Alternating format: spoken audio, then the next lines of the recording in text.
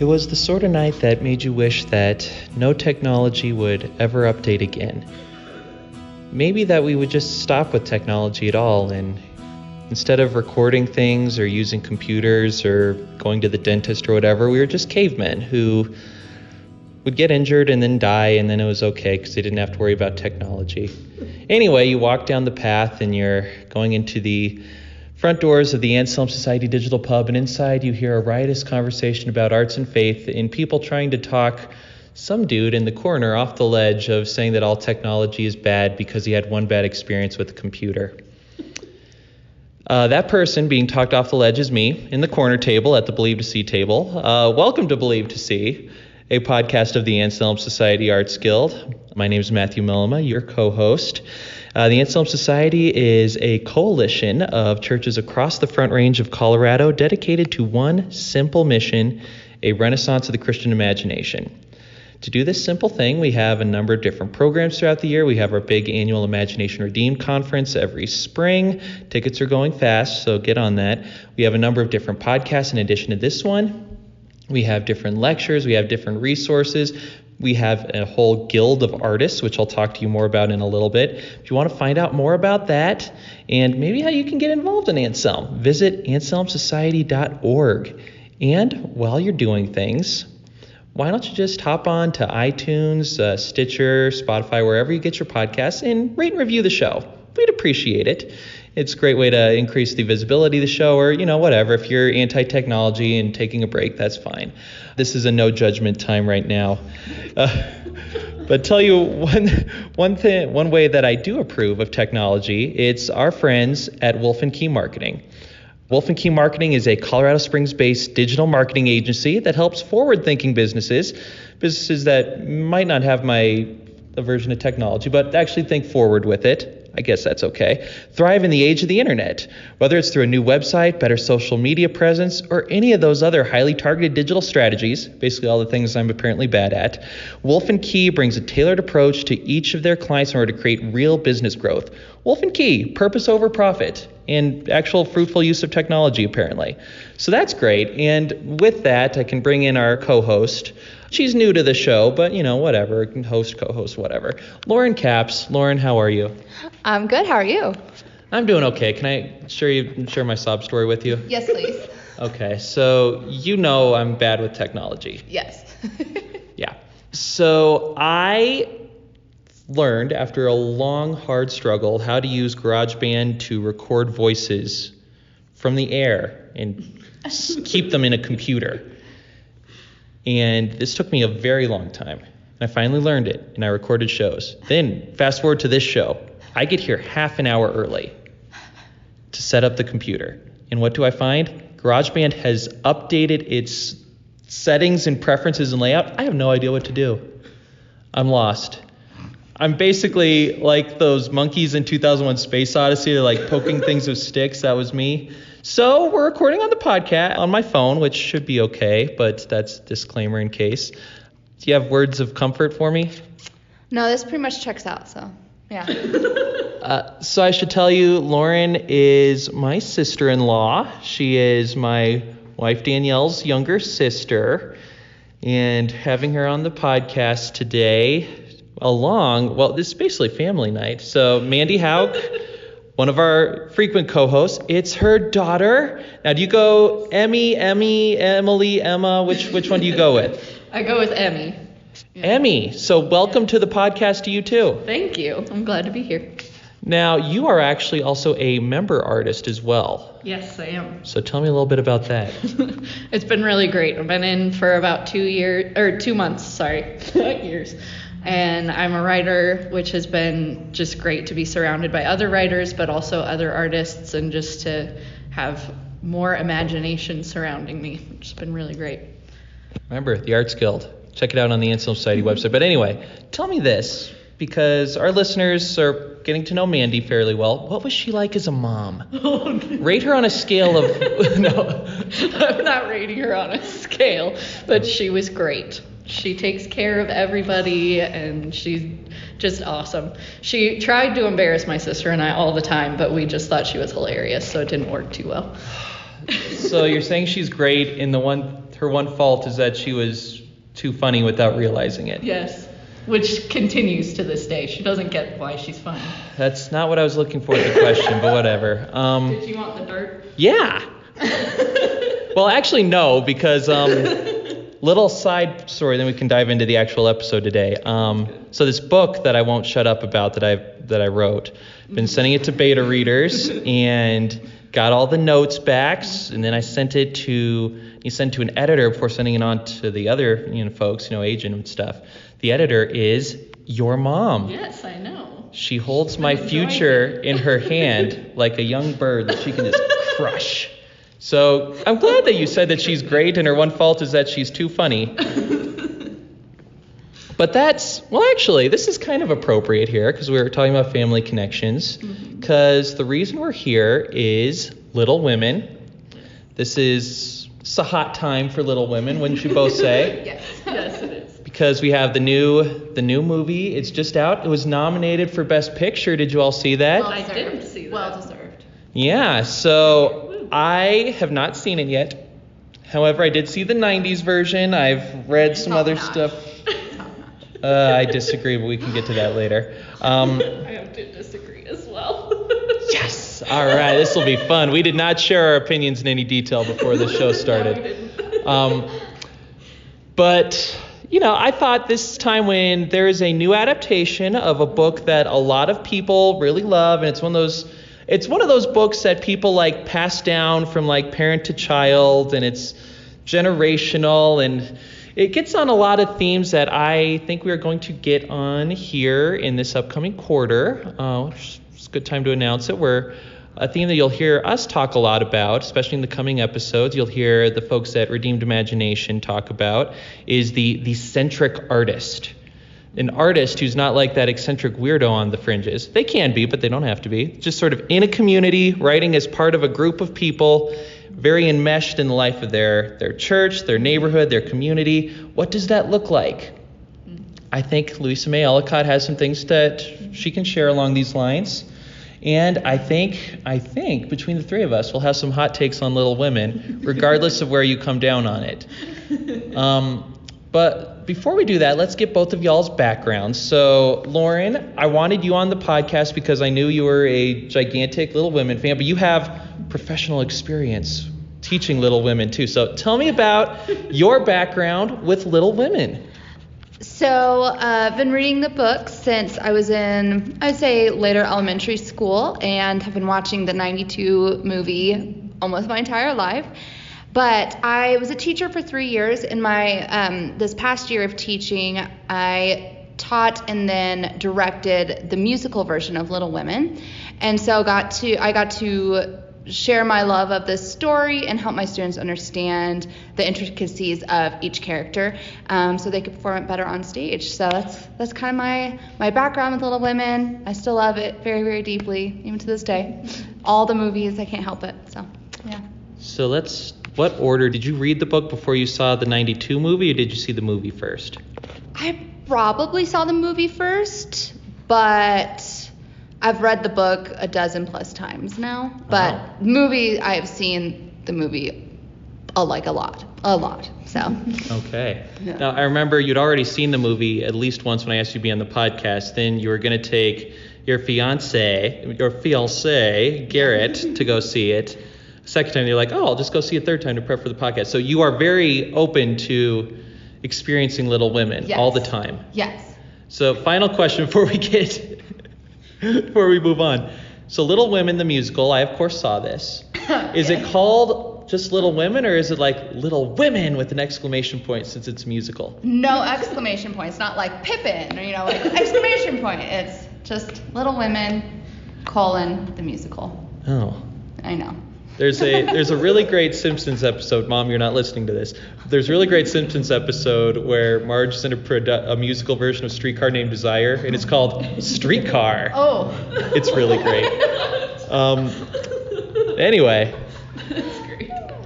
So, now let's move. Your experience with Little Women. Yes, I'm not quite as much of a fan. I haven't read it as many times, but I read it a couple times when I was a kid.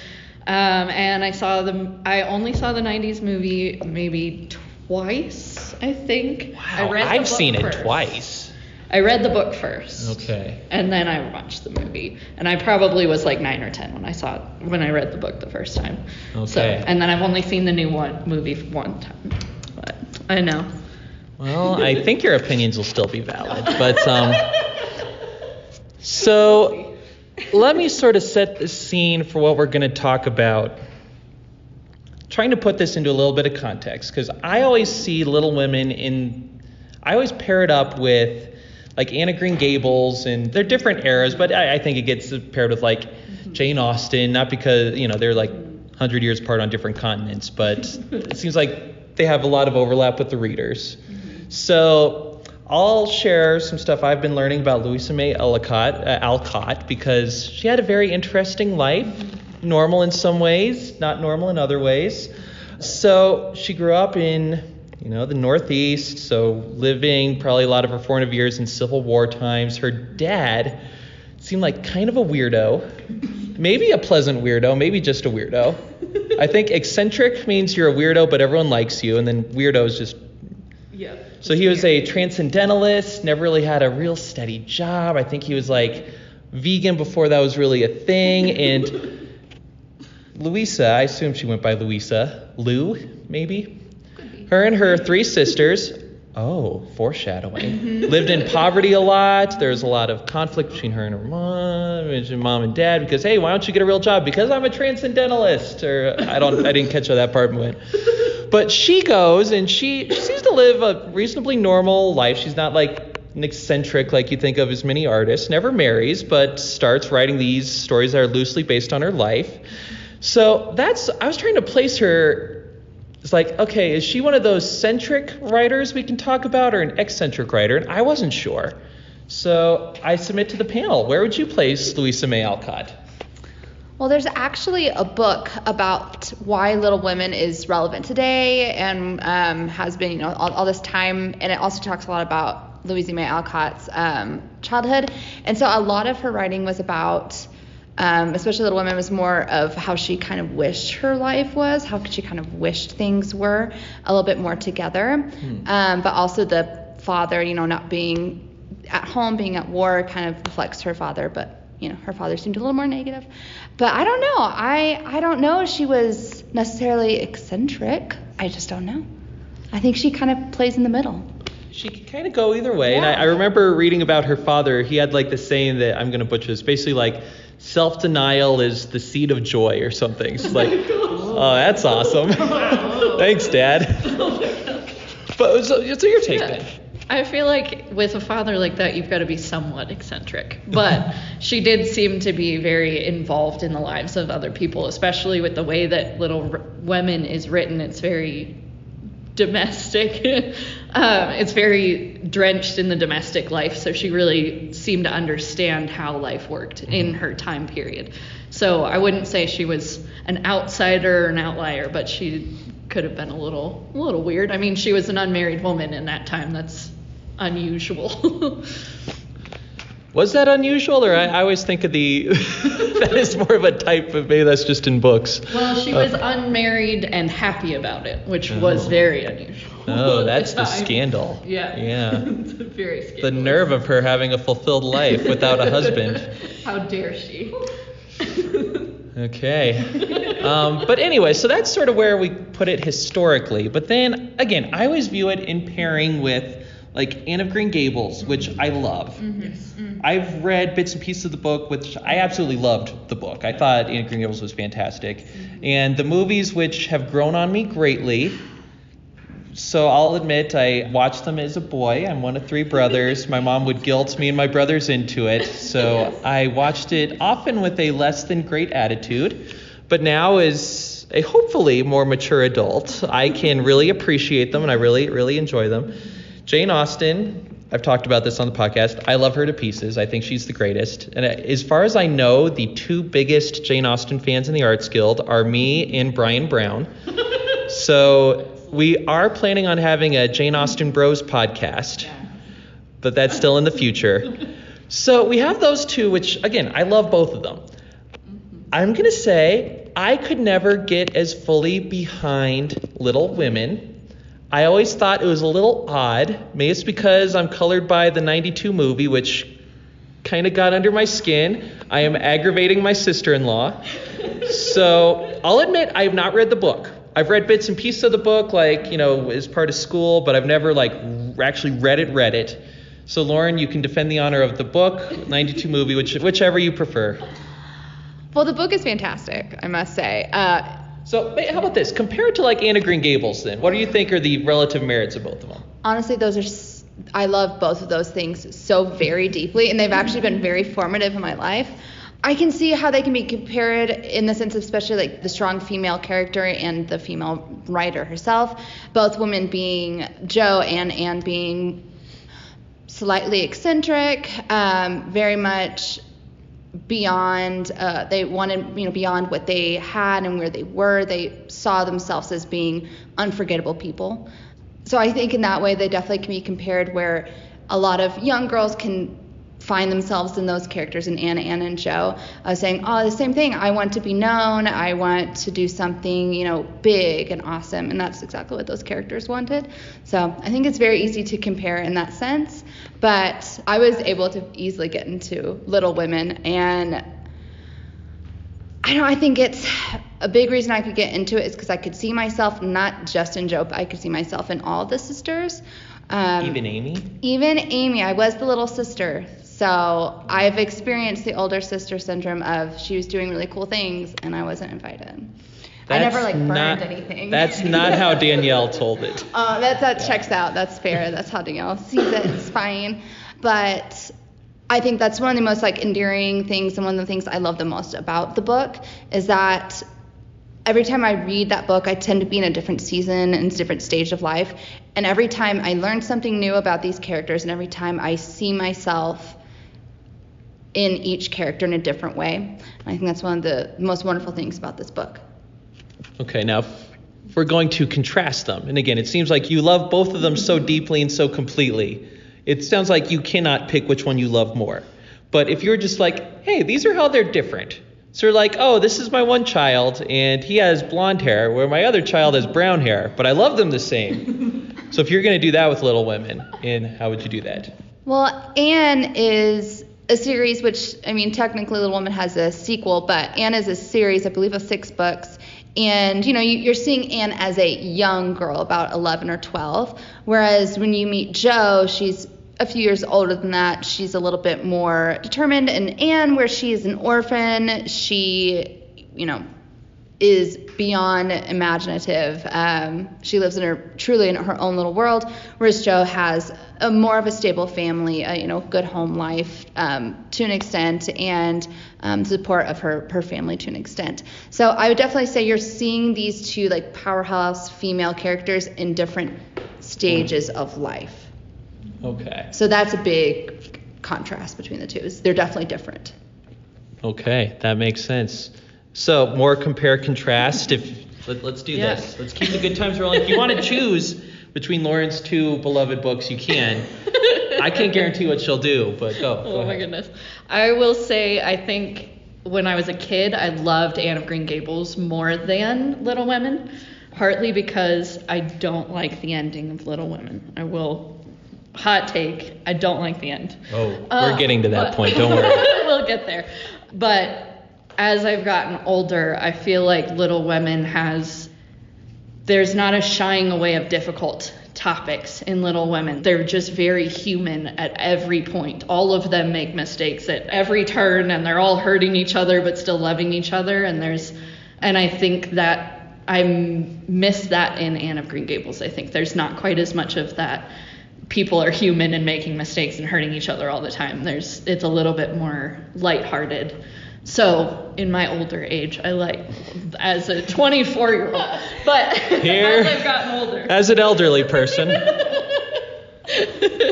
But as I've gotten older, Little Women matters more to me than Anne of Green Gables, I would say. Oh, so Anne of Green Gables meant more when you were a younger girl, but now the older you get, Little Women is sort of taking the lead. Yes, I would say that. Yeah, Okay. I would agree with that. So it almost seems like Little Women is geared more toward, they're both geared toward, young women, but older young women? Am I getting that right?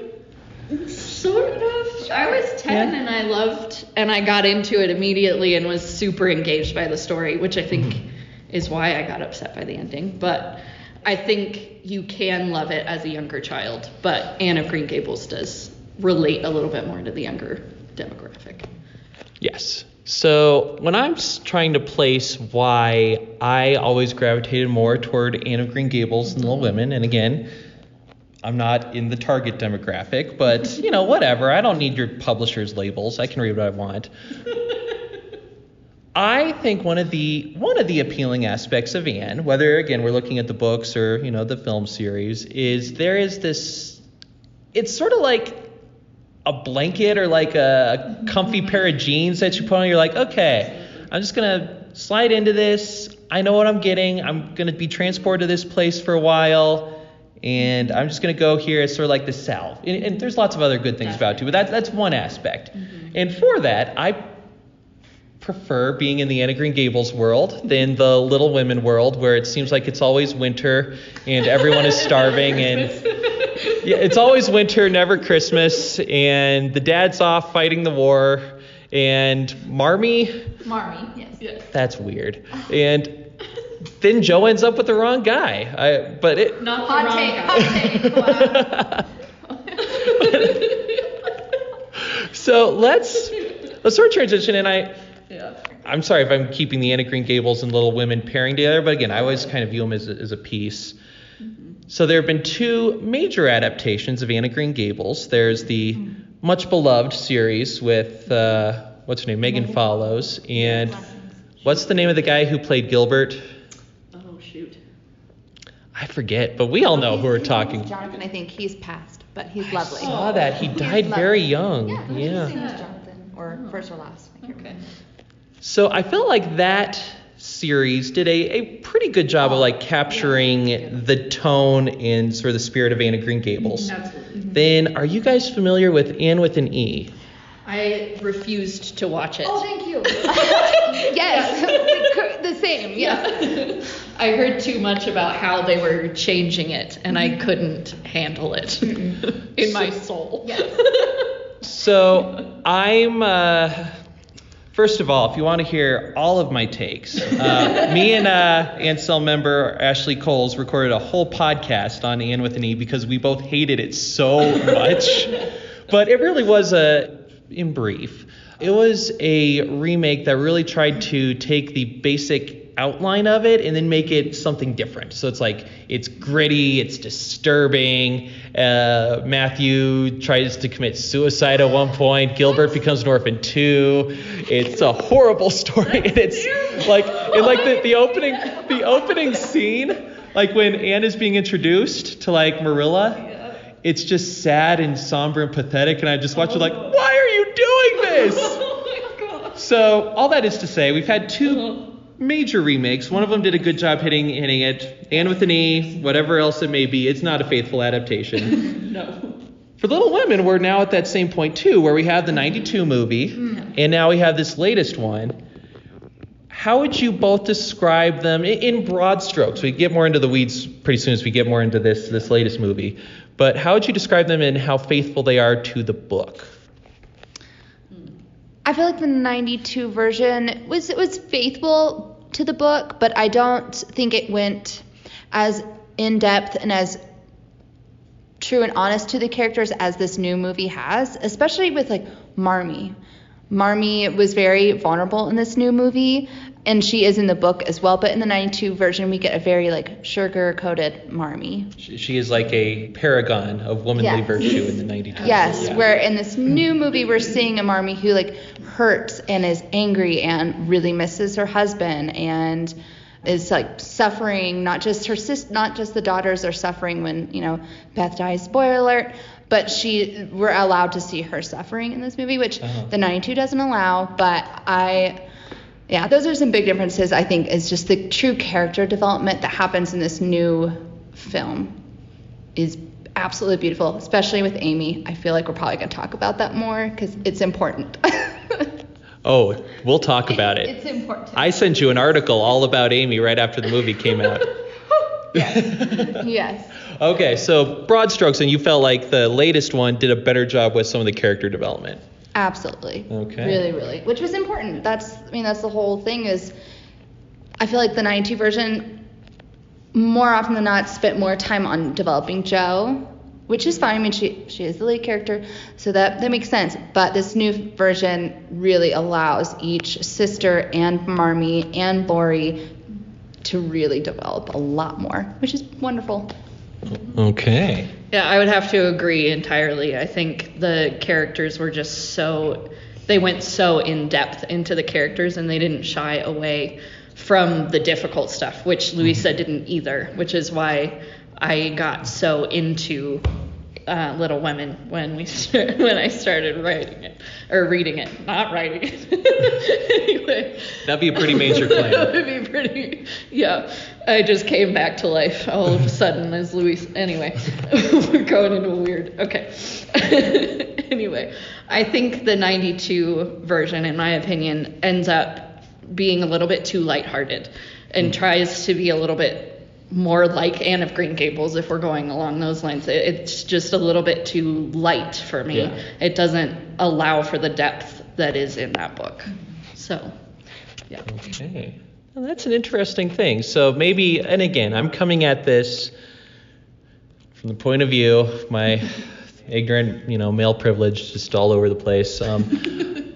Having read bits and pieces of the book, seen the movie, but I'm not nearly as familiar with it. So maybe one of the reasons I didn't care for the 92 movie as much is that, it's kind of being a wannabe Anne of Green Gables instead of being its own thing. Okay, interesting. So let's talk really quick. I'm very curious.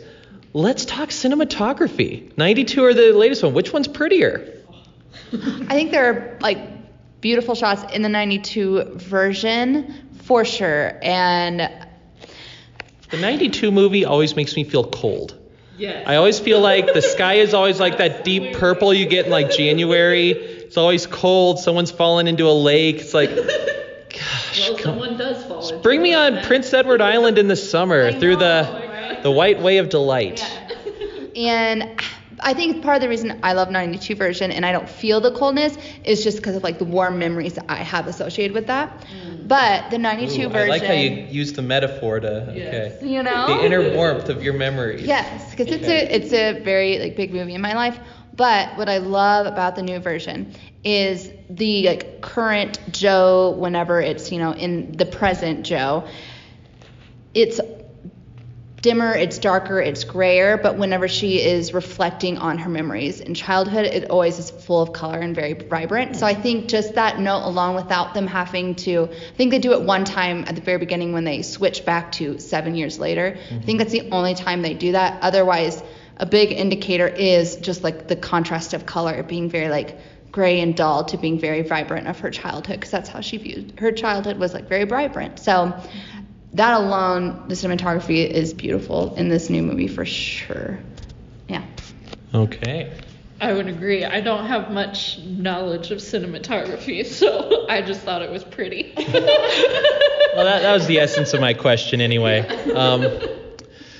So let's sort of go character by character now, and we can compare them through the three, guessing 99.9% of the people who are listening to this and who like Little Women will primarily love either the book, the 92 version, or this version.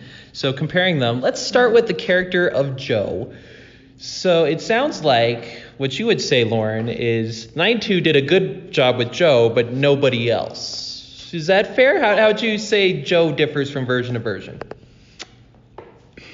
In the book, obviously, you get the clearest picture of how, Louisa May Alcott, she's the viewpoint character. Saw Jo, which I think is really cool. In the 92 version, I feel like you got to see Jo making a lot of mistakes, but you didn't get to know the why behind her mistakes and a lot of her actual thought process. That wasn't explained very well. But in this new version, I feel like we get to see a lot of Jo in just her day-to-day life, her decision making, her true feelings about things, about people and relationships, and herself, what she really thinks about herself.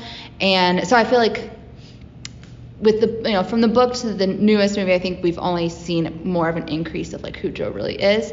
But I think there's merit to every piece that brings out something different in Joe and every piece itself. But I feel like this new version really gives a holistic view of who Joe is, how Joe thinks, how Joe really feels about different things. Okay. Yeah, I feel like the 92 version did what you said, Lauren. I think it was just a little bit too on the surface. Joe was basically just the tomboy who was running around and getting in trouble with the boys, and wasn't really, I don't know, she didn't really have much depth to her like we were talking about before. But in the book and in this newer movie, there's just this deep understanding that you see in her of her own problems, of her own mistakes, of how those have hurt other people, that you don't get in the 92. You don't see that she understands that she's hurting people and is frustrated that she keeps making mistakes that are hurting people.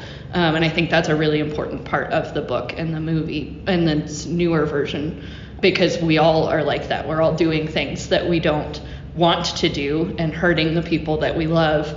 And so to have a main character who's doing the same things is really, really helpful to remind you that you're actually okay and a normal person. And I'd imagine it'd be the hardest to portray Joe in some ways because she is the viewpoint character in the book. So when you're the viewpoint character, you can always, weave in her thoughts and motivations really simply. You don't need to portray it through action and dialogue the same way you do for the other characters. But in a movie, you can't do that as easy. So you need to think of different ways to portray that. Yeah, and she's such a beloved character that I feel like playing her would be so overwhelming and so nerve-wracking because there's so many people that see her in so many different ways, and you want to get it all right, but that's impossible. But yeah, I think it'd be very hard to play a Jill for sure. Absolutely. Okay, so let's go to Marmee. First of all, why do they call her Marmee? Is this like Atticus being called Atticus in To Kill a Mockingbird? I don't know if do they explain it? I don't feel like they explain it. I don't think so. I just know everybody calls her Marmee, and I'm like, okay, and it's not we all even just are her okay kids. with it. For some reason. Yeah, and it's not even just her kids. No. Like everybody calls her Marmee. Yeah. Oh, that's weird. I mean, my grandmother goes by Granny to literally any person who exists. So it's a thing for some people, I guess. Okay, well. She's just mom to the world. Yeah. Which she really is, honestly. Yeah, she just takes care of everybody and is, even though they're in poverty, she's still taking care of people who are in deeper poverty, which is just beautiful. Okay, so I'm just going to give the name Marmee one of those expressions and move on. So how has her character changed and developed? Like Lauren, you hinted that she may undergo the most change of any character. Debatable between her and Amy, I think. But in the book, you get to learn more about Marmee and her husband and like her background, and their background as a couple and their early lives and all that. In the 92 version, you don't. You get a lovely Susan Sarandon, who's a great mom, what a Marmee, and she takes care of everybody, and she's like very hospitable and gives of herself, which is true of Marmee. That is like her character. But in this new version, they wrote and created a Marmee who is very honest and open. Even if she's not saying out loud, they give her moments in her facial expressions of just like her being exhausted, her being stretched really thin, her just being sad and lonely and devastated and angry, and she's able to express that. And like I said, in her facials, she says that to Joe at one point, that she's not patient by nature, I think is the word she uses, and that she's angry almost every day. So they're giving us an actual Marmee that is probably like a real mom, as a person that's not a mom yet. That I'm sure that's how moms feel every day, all day long. But we also see a Marmee who just knows what she has to do and knows that she loves her family so much that she'd do anything for them or other people, and so she just does. So if someone, as I said before, has a passing familiarity with the book, how does she come across in the book? Because if Louisa May Alcott's sort of giving a slightly burnished, slightly polished version of her childhood, sort of more she wanted, how does Marmee come across in that? I don't remember. It's not quite as like honest and vulnerable as this newer version of the movie, but she still is. You see the difficulty that she goes through as she's taking care of all of these people who are in deeper poverty than she is, even though their family is still struggling and her husband is at war and she's having to take care of 4 children all at the same time who all are like burning each other's books and almost letting each other drown and all of these things. As girls do. Yeah, sister stuff, exactly. We're all just out to destroy each other's lives, apparently. But yeah, I think this new version of the movie just gives her even more humanness and like this, you just see the difficulty of life in her journey through the new movie. The book does similar things. It's just not, it doesn't dig as deep.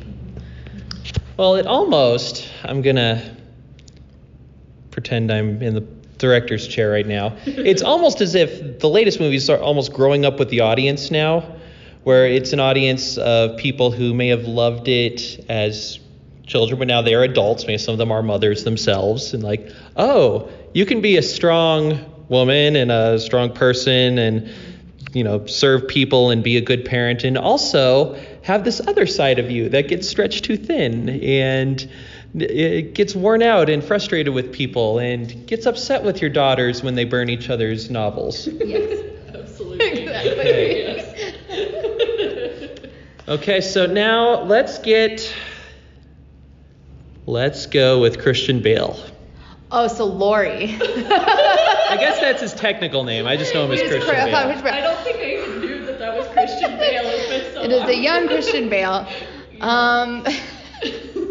So I'll tell you what, again, I haven't seen it, but my wife Danielle, Lauren's sister, let's connect all the dots. You guys saw it, like you've both seen it already. So Danielle told me one of the things she liked that had let her make more sense of it is that one of the fundamental problems in the 1992 movie is that Laurie is played by Christian frigging Bale. Yeah.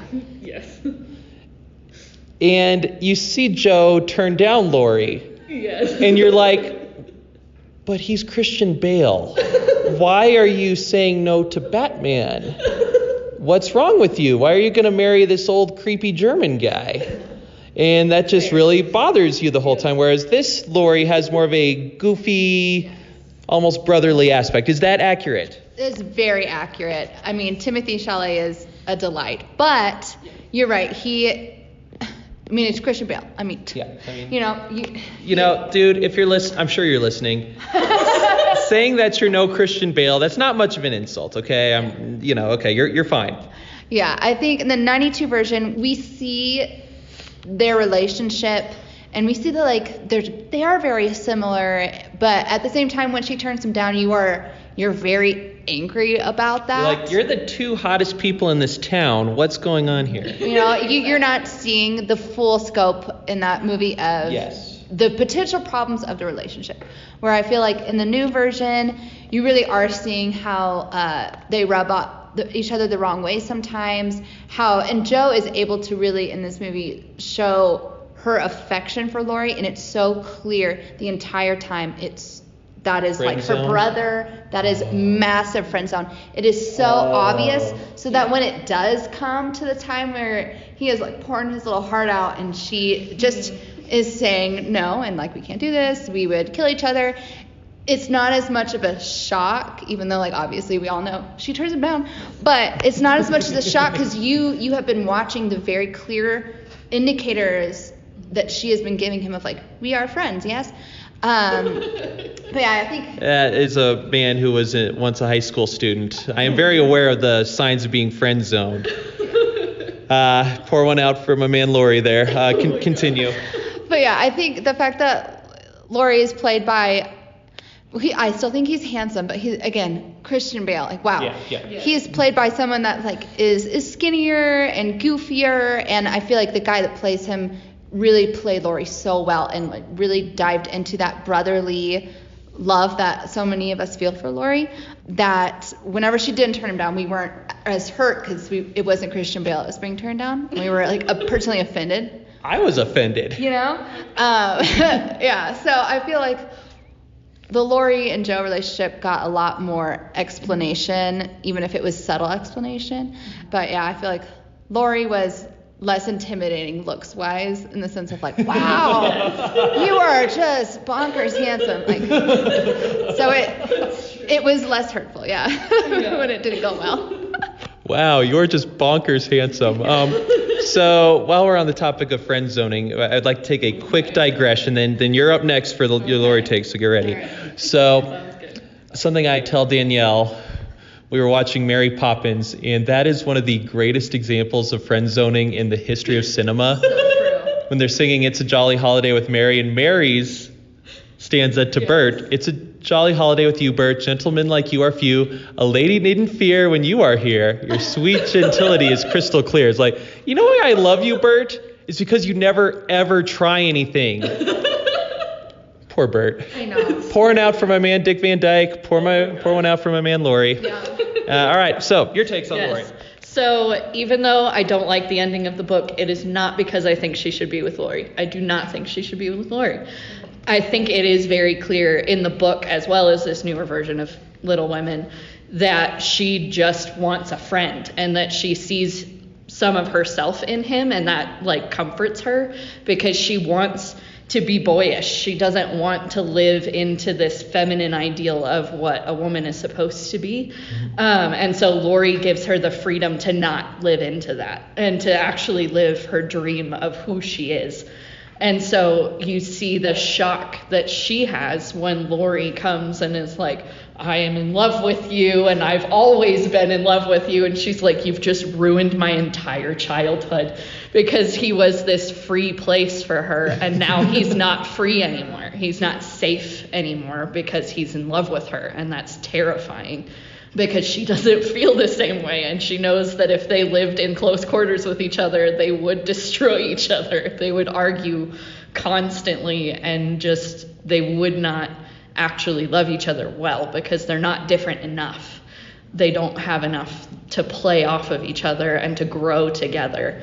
They'll just rub each other the wrong way forever. So That makes me feel a little better. I've been friend zoned.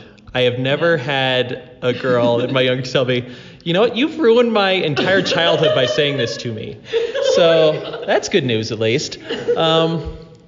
So should we get to Amy? Or are there other characters, like maybe Beth? Anything happening on the Beth front? I feel like Beth is pretty much the same. I feel like May got a little more attention in this movie too, because in the 92 version we see a Meg who is like the older sister who is proper and knows, you know, what she's supposed to do for the family. Even though it seems like she wants nice things, she seems to like hold that back pretty well. But in this new version, which is, you know, truer to the book, we're seeing a Meg who, yes, she understands her responsibilities. Yes, she wants to be a proper lady, but at the same time, she wants things that, you know, she thinks maybe could be obtainable, but, you know, end up not being attainable. And she's just envious. She wants things. And I think we're able to see that a lot more in this movie, which is, you know, a lot of people understand, like, that's just not possible, but I really want these things, and I can't have the nice stuff because people are okay and everything, but things. And so I think that gave Meg a little less of like that perfect older sister, to where she's like, yes, I'm a good older sister, but I want a lot. yeah. That's the only reason your sister married me. She wanted things. Yeah, that checks out. That makes sense. Yeah. Checks out. Meg/Beth thoughts. Yes. I will agree with you with the Meg, all of the Meg stuff. I think they really honored her character in this new version. I'll go into more of the Beth stuff, because Beth was my favorite character when I was reading the book. I just absolutely loved her and sobbed for days when she died, because I was 10. Did you know it was happening? It was going to happen already, or this was like... I didn't know any of the plot of the book before I got into 10-year-old you was like, yes, I think she's going to pull through. She's going to make it. Yes. And yeah, and I think I identified with Beth a lot when I was that age. We had just moved to California, and so I was trying to make new friends, and I was very shy.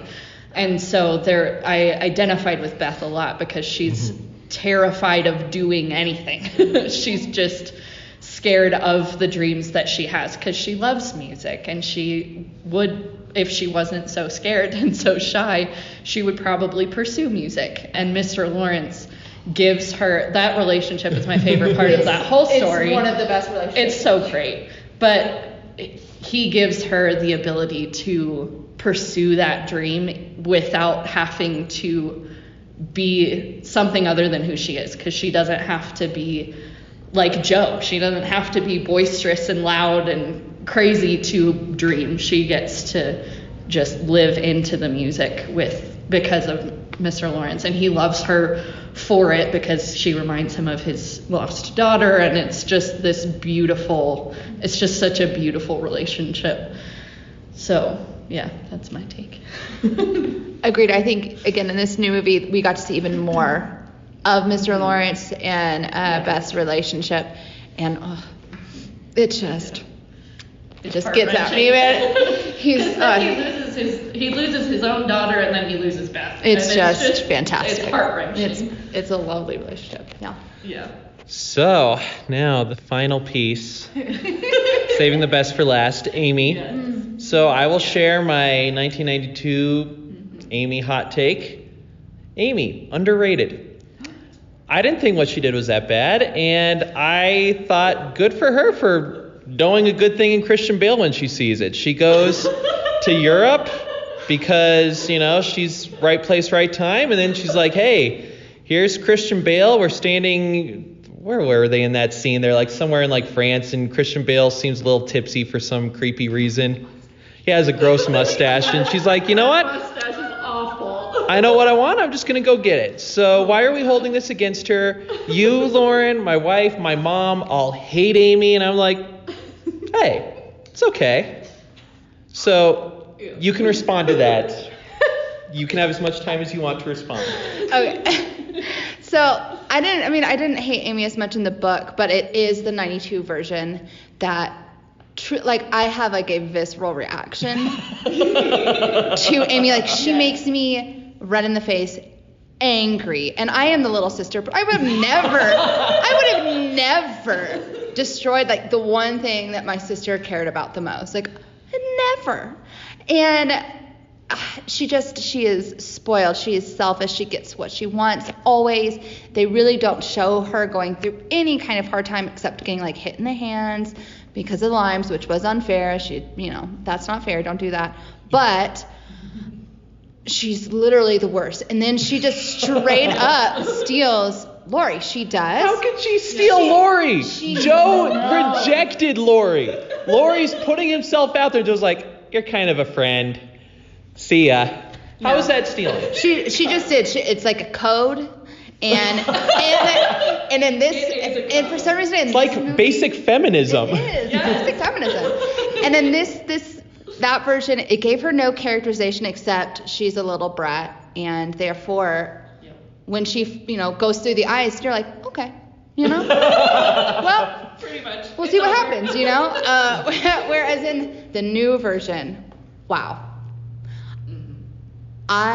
Whenever she's in the scene when she's in the art studio and she's talking to Lori, and she's talking about how, like, while she has these dreams, she doesn't want to just be good. She wants to be great.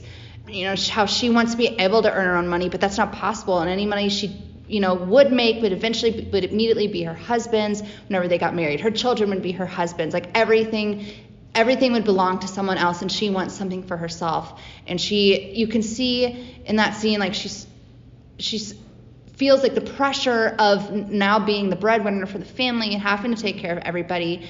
And you're just seeing this Amy who's kind of awesome, who has fears but is trying really hard to work through those fears.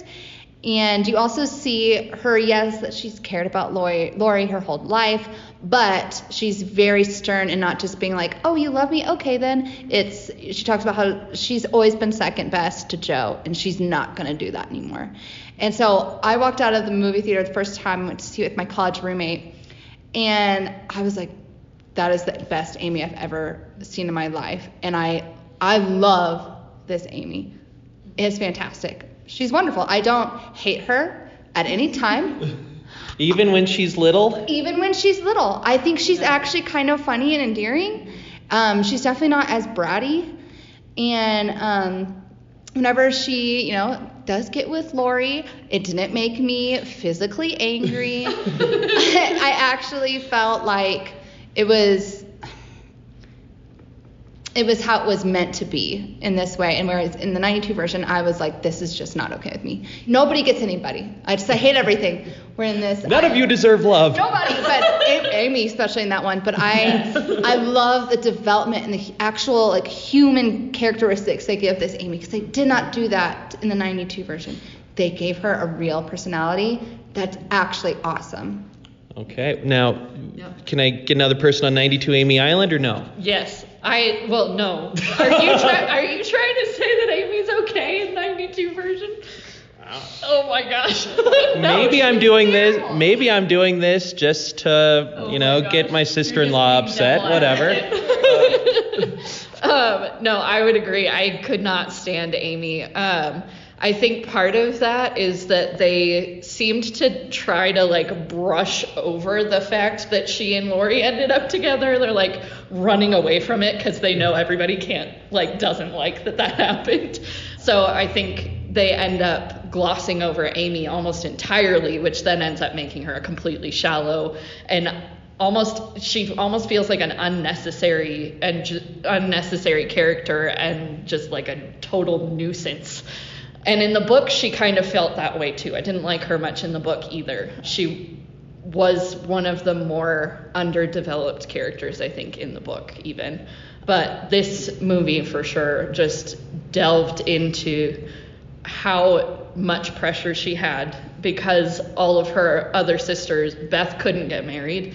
Meg married a poor man, and Joe is refusing to be married ever. And so Amy's like, well, I'm the only one who can take care of my family, so I'm gonna have to step up to the plate and marry a rich guy. And that's what she's doing in Europe. She's trying to find a suitable rich man to marry, which sounds terrible, but the way that it's portrayed in the movie is just this she's not doing it out of selfish gain. She's doing it because she feels an obligation to take care of her family and to be the foundation of her family almost, which is just fascinating because you never get that from Amy in any other adaptation. In the musical version of Little Women, it's the same thing. They pretty much do all they can to gloss over the Lori and Amy. So when I was casting this, and once I did cast that role, and I was, talking more to the young girl that was playing Amy, she was like, do you hate Amy? She was like, how you were talking, you clearly hate my character. I was like, I really do. And they have a song where they explain their love. And when I was telling my sister Danielle about it, she's like, I'll be the person in the back row, heckling throughout this whole song and booing through the whole song because they make me so angry. And that's very real, but it was very refreshing to leave the theater and not be fuming, because they really developed her, and you're so right. Oh. And they leaned into the fact that Lori and Joe aren't supposed to be together, and that Amy and Lori actually are supposed to be together, which is clear in the book too. Amy and Lori are clearly a better match than Joe and Lori. I just thought that I said the wrong names and I didn't. Okay, we're fine. Back on track. But and now I lost my train of thought. We're good. Now, so Lauren, very briefly, because we're running low on time, when you did cast Little Women, did you give Amy to the part of the girl in class you hated the most? Or what was your philosophy for casting? No, I did not give. I loved the girl that played Amy. She was the sweetest little sophomore.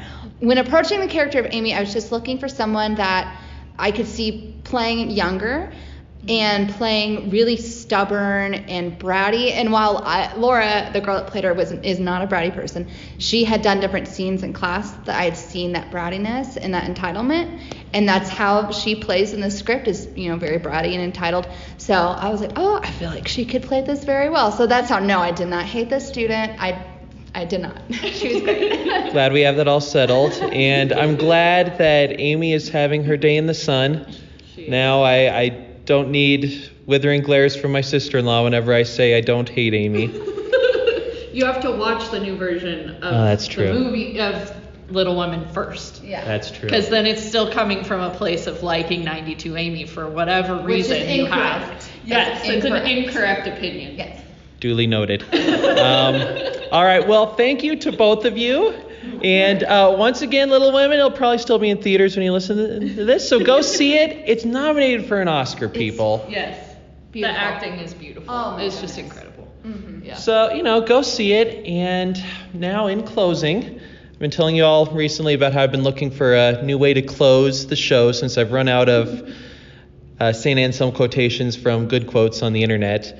And Brian Brown gave me this great book that was a collection of essays on the Christian imagination. And I was like, yes, this will be perfect for me to close the episode on. But then I was so frustrated with my computer that I didn't bring the book with me to record. And I'm not going to get it. So the lesson here is, as always, is that technology ruins everything. See you all next time.